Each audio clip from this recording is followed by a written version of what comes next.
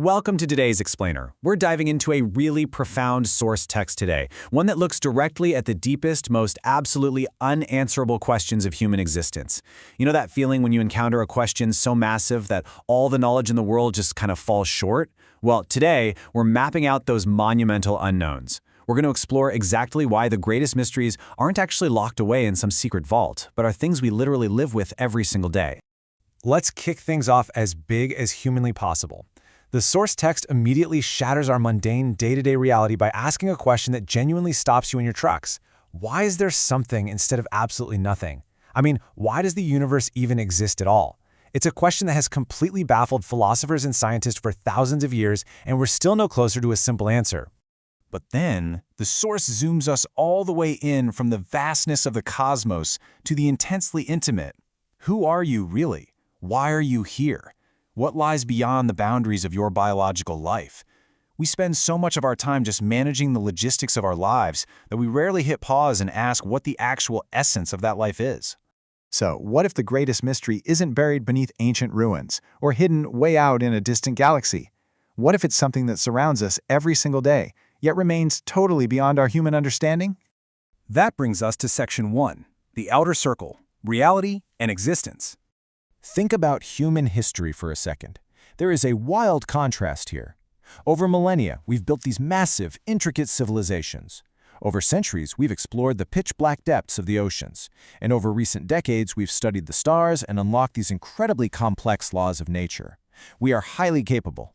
Yet, despite all of those monumental achievements, we are still fundamentally in the dark about exactly why those laws of nature function with such perfect, unbelievable precision. Which brings us to this brilliant quote from the text. The deeper we explore reality, the more mysterious reality appears. It's a huge paradox, right? You'd naturally assume that more scientific knowledge equals less mystery, but the text argues the exact opposite. All of our incredible advances in uncovering the how of the universe actually just deepen the ultimate mystery of the why. Let's move inward to Section 2, the inner circle, consciousness and time. So first up is consciousness. Scientists can study the human brain for an entire lifetime. They can map out all the electrical activity. They can analyze every single neuron firing away. But the subjective experience of just being alive, completely unexplained. Nobody fully grasps why a wet collection of physical, biological cells suddenly produces the feeling of being you, a being that experiences love, feels complex emotion, and recognizes a beautiful sunset. And the really wild part is this. We actually have the ability to think about thinking. You are aware that you are aware. The simple fact that human beings aren't just biological machines carrying out automatic functions but can sit there and contemplate their own existence, the source presents that as a truly astonishing puzzle. And then there's time. Talk about baffling. Time governs every single human life. It rules over kings and everyday folks alike. It dictates the rise and fall of entire empires, turning every passing second into immutable history.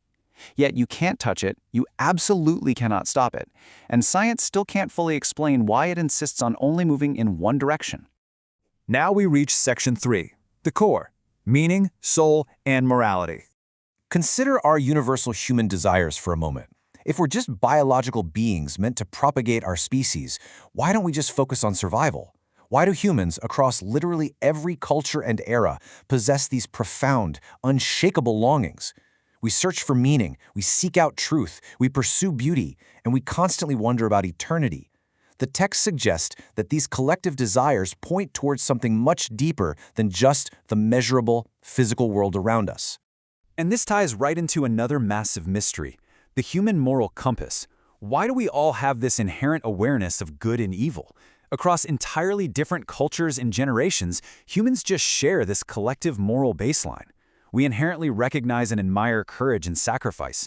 We value truth. We universally condemn cruelty and feel deeply disturbed by injustice.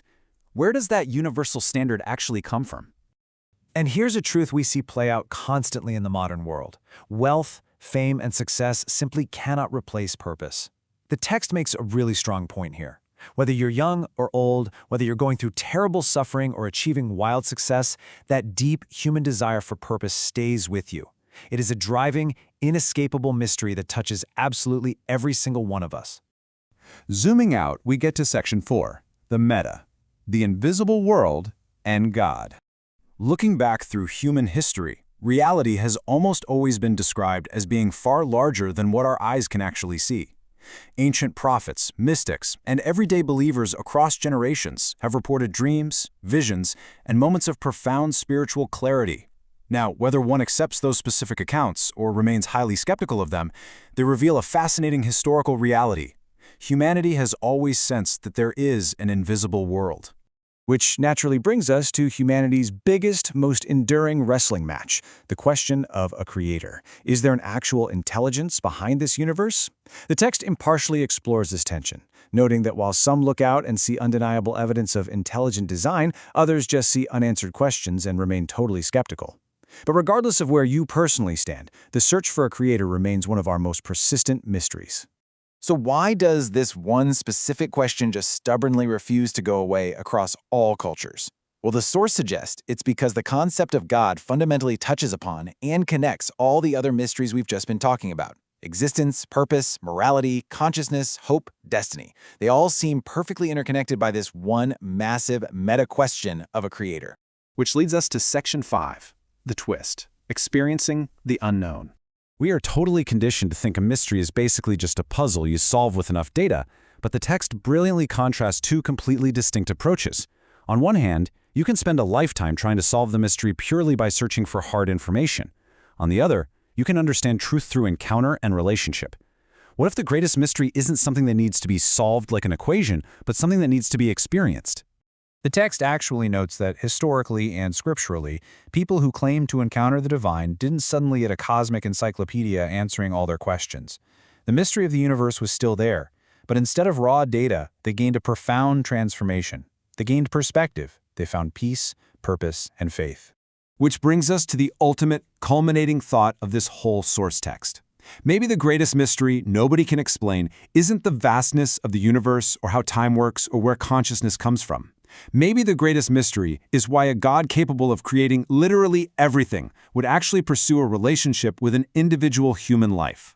Why would immense power offer hope and invite everyday people to know Him?